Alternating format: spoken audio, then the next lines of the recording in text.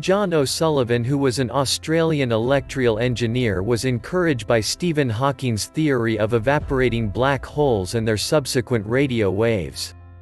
He set out to find them and prove the theory correct.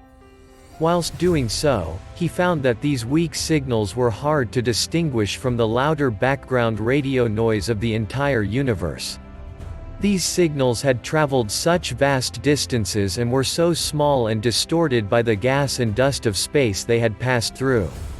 This meant their waveform had altered from a sharp and easily identifiable spike, to a flattened curve. It was because of this that O'Sullivan and his research's contemporaries got to work on creating a tool that could identify and filter specific radio waves.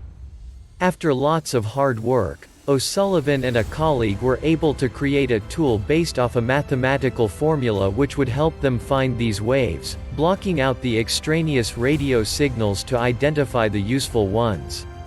However, they were unsuccessful in finding a black hole's radio waves. John O'Sullivan was working for the CSIRO, Commonwealth Scientific and Industrial Research Organization, and was tasked with finding a way for computers to communicate without wires, a wireless system of some type. Remembering his previous research into black holes and the tools he'd created to identify the black hole radio waves wirelessly, O'Sullivan went back to the tool he'd previously made. Using the mathematical formula of this device, he was able to modify and tweak it, using this as a basis for Wi-Fi to search out weak and fuzzy radio signals in the noisiest of environments. This repurposed and unintentional invention earned the CSIRO roughly $1 billion in royalties. O'Sullivan patented it in his native country first in 1992, then later in the US in 1996.